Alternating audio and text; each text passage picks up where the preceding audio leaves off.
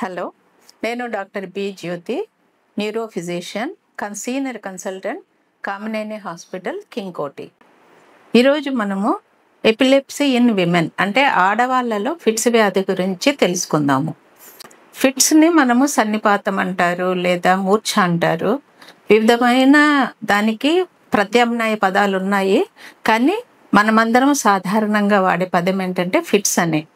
So fits, మనకి తెలిసిన fits ఏంటంటే కాళ్ళు కింద పడిపోయి కాళ్ళు చేయి కొట్టుకోవటం.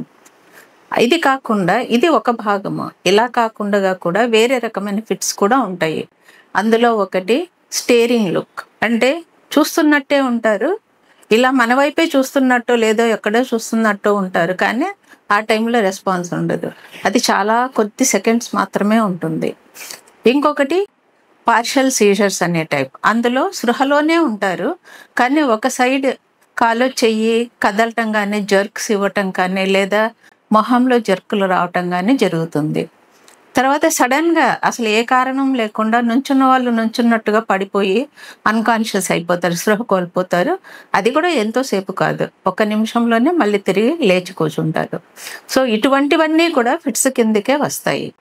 అయితే ఫిట్స్, ఆడవాళ్ళలో ఫిట్స్ అనేది మనం ఎందుకు ఒక ప్రత్యేకమైన టాపిక్ లాగా ఎంచుకున్నామంటే, ఆడవాళ్ళలో ఫిట్స్ వచ్చే కారణాలు కొంత డిఫరెంట్గా ఉంటాయి. జనరల్ కారణాల కంటే ఇంకొన్ని వేరే రకమైన సిచ్యువేషన్స్లో, పరిస్థితులలో ఆడవాళ్ళకి ఫిట్స్ వచ్చే అవకాశం మగవాళ్ళ కంటే ఎక్కువగా ఉంటుంది.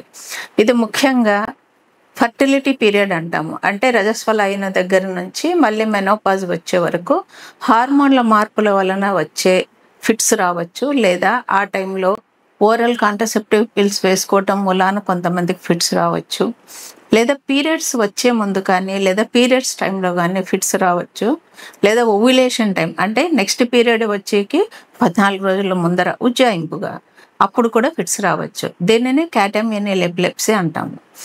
అసలు ఎపిలెప్సీ అంటే, ఎపిలెప్సీకిను సీజర్స్ అంటే ఫిట్స్కి తేడా ఏం లేదు, కానీ 2 ఫిట్స్ అటాక్స్ 24 గంటల తేడాతో వస్తే అప్పుడు దానిని ఎపిలెప్సీ అంటాం. ఒకే ఒక అటాక్ వచ్చి మొదటిసారిగా వస్తే దాన్ని ఎపిలెప్సీ అనము. తర్వాత దీనికి సంబంధించిన ఇన్వెస్టిగేషన్స్ ఎలా ఉంటాయంటే ముఖ్యంగా 2 ఉంటాయి. ఒకటి స్కానింగ్, 2 ఈఈజీ. ఈఈజీ అంటే ఎలక్ట్రోఎన్సెఫలోగ్రామ్, అంటే మన మెదడులోని కణాలని, రెస్పాన్స్ని మనము ఒక పేపర్ మీద గ్రాఫ్ లాగా రికార్డ్ చేస్తాం. ఇందులో మనకి ఫిట్స్ స్వభావము అది ఎక్కడి నుంచి వస్తుంది అంటే, మెదడు అనేది చాలా భాగాలుగా ఉంటుంది, లోబ్స్గా ఉంటుంది.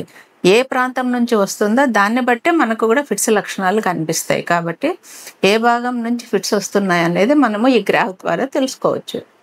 సిటీ స్కాన్ కానీ ఎంఆర్ఐ స్కాన్ కానీ ఎందుకు చేస్తామంటే, ఈ ఫిట్స్ రావడానికి కారణం కనుక్కోవడానికి చేస్తాం. అంటే ట్యూమర్ ఉందా, ఇన్ఫెక్షన్ ఉందా, లేదా బై బర్త్ ఏదన్నా లోపాలు ఏర్పడ్డాయా, లేదా అసలు ఏమీ లేకుండా ఎంఆర్ఐ స్కాన్ కానీ సిటీ స్కాన్ కానీ సాధారణంగా నార్మల్గా ఉంటే కనుక దానిని ప్రైమరీ ఎపిలెప్సీ కింద మనము ట్రీట్ చేస్తాము.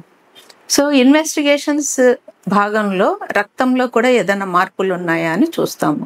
అంటే కొంతమందికి కాల్షియం తగ్గినా కూడా ఫిట్స్ రావచ్చు.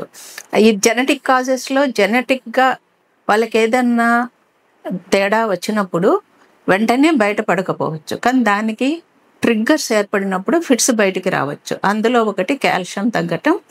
ముఖ్యంగా అప్పుడే పుట్టిన పిల్లల్లో వారం రోజుల వరకు, 5వ రోజు కనుక ఫిట్స్ వస్తే నియోనాటల్ సీజర్ అంటారు.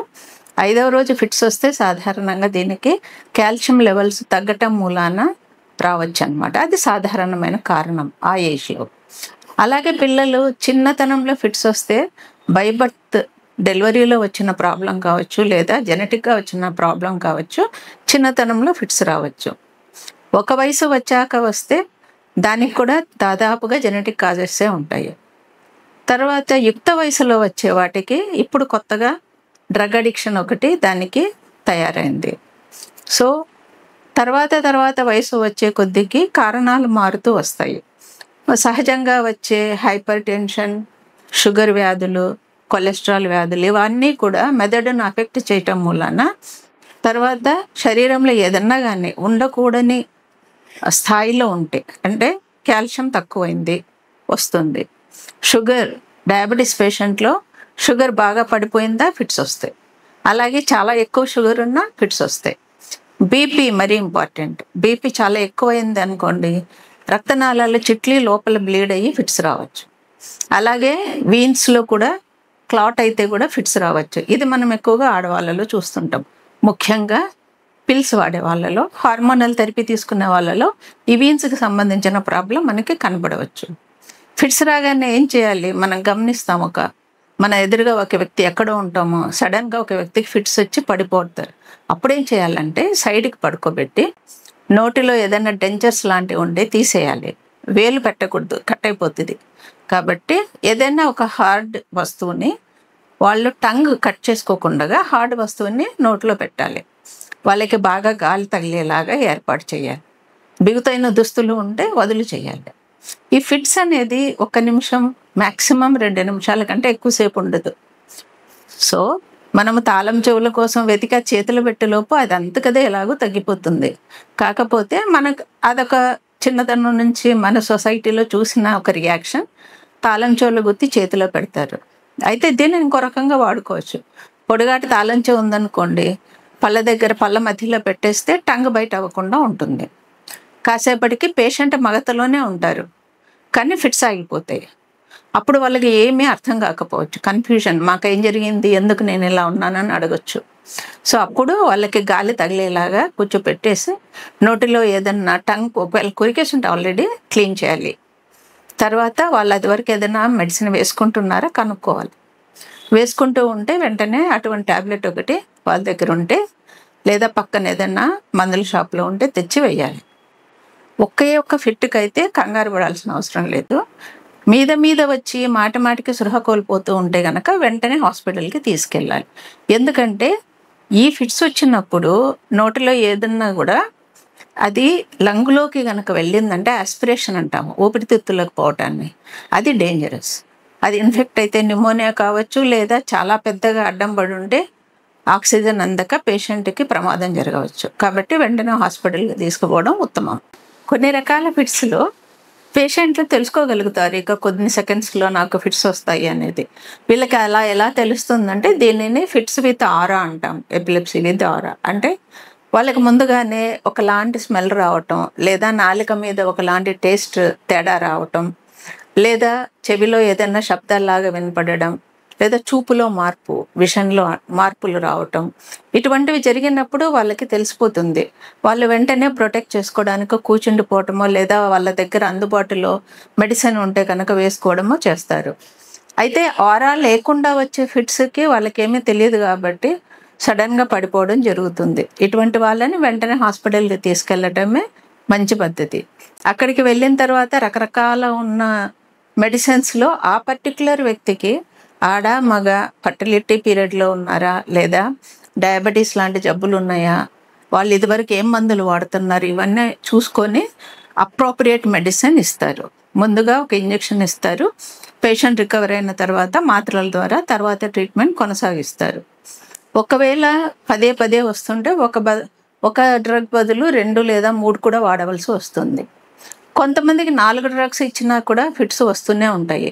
అటువంటి వాళ్ళకి బెస్ట్ ఆప్షన్ ఏంటంటే ఆపరేషన్ అనేది ఎలా ఉంటుందంటే ఏ ఏరియా నుంచి ఫిట్స్ వస్తున్నాయో ఈఈజీ ద్వారా గుర్తించి ఆ ఏరియాలో రకరకాల పద్ధతుల్లో ఆ ఏరియాని డీల్ చేస్తారు. అంటే దానిని రిసెక్షన్ తీసేయటం కావచ్చు, లేదా స్టిమ్యులేట్ చేయటం కావచ్చు, లేదా అక్కడ ఏదైనా ఆర్టీరియోవీనస్ మాల్ఫర్మేషన్ లాంటివి, ట్యూమర్ లాంటివి, క్లాట్స్ లాంటివి ఉంటే వాటిని ట్రీట్ చేయటం, తీసేయటం కావచ్చు. ఇది సర్జికల్ మేనేజ్మెంట్ అంటారు. యూజువల్గా 70% మందికి మందుల ద్వారానే కంట్రోల్ అవుతుంది. క్యూర్ అనేది ఉండదు. ఎపిలెప్సీలో కేవలం కంట్రోల్ మాత్రమే ఉంటుంది. అయితే చాలామంది అడుగుతారు, మరి మేము ఎన్ని రోజులు వేసుకోవాలి మందులు అని. కంట్రోల్ అయ్యాక కొంతమంది డాక్టర్ని సంప్రదించకుండానే ఆపేస్తుంటారు కూడా. కానీ అది మంచి పద్ధతి కాదు. ఎందుకంటే అలా ఆపేసినప్పుడు మళ్ళీ ఫిట్స్ వచ్చినప్పుడు ఈసారి మనం మరింత డోస్ పెంచవలసిన అవసరం వస్తుంది. అది తిరగబెడుతుంది. కాబట్టి ఏదన్నా కానీ డాక్టర్ని సంప్రదించి మీరు చూసుకోవాలి. సో ఈ మందులు అనేటివి 3 సంవత్సరాల పాటు అసలు ఏ విధమైన ఫిట్స్ లాంటివి రాకుండా పేషెంట్ కరెక్ట్ డోస్ వాడుతూ కరెక్ట్ టైంకి వేసుకుంటూ ఉంటే 3 సంవత్సరాల పాటు కూడా ఎటువంటి ఫిట్స్ రాకుంటే నెమ్మదిగా డోస్ తగ్గిస్తూ వస్తాం. సడన్గా ఎప్పుడు ఆపకూడదు. సడన్గా ఆపితే తప్పకుండా తిరగబెడుతుంది. డోస్ తగ్గించుకుంటూ వచ్చి ఆ డోసు కొన్ని నెలలు పడుతుంది దాన్ని తగ్గించి డిసైడ్ చేయడానికి. అప్పటికి కూడా ఫిట్స్ రాకుంటే ఆపేస్తాం. ఒకవేళ ఆపేసిన తర్వాత ఇక భవిష్యత్తులో నాకు రాదు, కంప్లీట్గా క్యూర్ అయిపోయాను అని అనుకోవడానికి లేదు. ట్రిగ్గర్స్ ఉన్నప్పుడు మళ్ళీ రావచ్చు. ట్రిగ్గర్ అంటే ఏంటి? ట్రిగ్గర్ అంటే డిహైడ్రేషన్ కావచ్చు, ఫ్లాష్ లైట్స్, పెళ్ళిళ్ళలో ఈ మధ్య మరీ ఎక్కువగా డెకరేషన్స్, అవి మినుకు మన లైట్లు, డిస్కో లైట్స్, తర్వాత డీజే సౌండ్స్, ఇవన్నీ కూడా ట్రిగ్గర్సే. వీటికి ఎక్స్పోజ్ అయినప్పుడు కూడా చాలా మటుకి కొంతమంది తిరగబెట్టే అవకాశం ఉంటుంది. ముఖ్యంగా యంగ్ పీపుల్లో ఎవరైతే ఇలాగ స్ట్రెయిన్ తీసుకుంటారో వాళ్ళకి వచ్చే అవకాశం ఉంది. ఇంకొక ట్రిగ్గర్ ఏంటంటే నిద్ర, మేలుకోవటం, రాత్రంతా మేలుకోవటం, చాలాసేపు మేలుకొని టీవీ చూడటం, మొబైల్ చూడటం, ఇటువంటివి ఖచ్చితంగా ట్రిగ్గర్ చేస్తాయి. సో ఈ ట్రిగ్గరింగ్ ఫ్యాక్టర్స్ని కనుక తప్పించుకోగలిగితే, వాటి జోలికి పోకుండా ఉంటే మెయింటైన్ చేసుకోవచ్చు. సో పేషెంట్ కూడా కోఆపరేట్ చేయడం చాలా ముఖ్యం. అలాగే వీళ్ళు తీసుకోవాల్సిన జాగ్రత్తలు ఏంటంటే స్విమ్మింగ్ అసలు వెళ్ళకూడదు. స్విమ్మింగ్లో ఏమవుతుందంటే సడన్గా ఆ ఫ్లాష్ లైట్స్ నీళ్ళలో పడి అది ఒకలాంటి గ్లేర్ వచ్చి వాళ్ళకి ట్రిగ్గర్ లాగా పనిచేసి ఫిట్ రావచ్చు. నీళ్ళలో ఫిట్ వస్తే మునిగిపోతే నిమిషాల్లో డెత్ వస్తుంది. గమనించి బయటికి తీసేలోపే చాలామంది మరణించారు. కాబట్టి ఉత్తమమైన పద్ధతి స్విమ్మింగ్ అవాయిడ్ చేయటం, ట్రిగ్గర్స్ అవాయిడ్ చేయటం.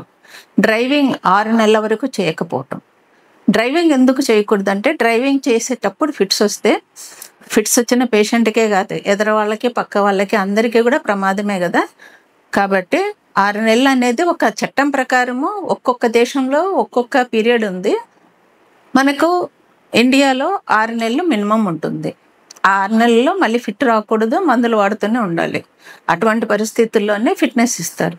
అంతవరకు కూడా మళ్ళీ డ్రైవింగ్కి వెళ్ళకూడదు. సో ఎత్తైన ప్రదేశాలకు వెళ్ళకపోవడం ఉత్తమం. ఇలాంటి జాగ్రత్తలు తీసుకుంటే ఫిట్స్ అనేది ఒక వ్యాధి కాకుండా శరీరంలో ఒక స్వభావం లాగా దాన్ని అంగీకరించి జాగ్రత్తగా చూసుకుంటే ఫిట్స్ ఉన్నా కూడా మీరు మామూలు జీవితం గడపచ్చు. అమ్మాయిలు పెళ్లి చేసుకోవచ్చు, పిల్లల్ని కనవచ్చు, డాక్టర్ సలహాతో మంచి మందులు వాడుకోవచ్చు. జీవితంలో ఏదో ఒక ప్రాబ్లం అందరికీ వస్తూనే ఉంటుంది. అలాగే ఫిట్స్ అనేది కూడా వాళ్ళకు వచ్చిన ఒక ప్రాబ్లం లాగే భావించాలి కానీ ఒక జబ్బులాగా భావించకూడదు.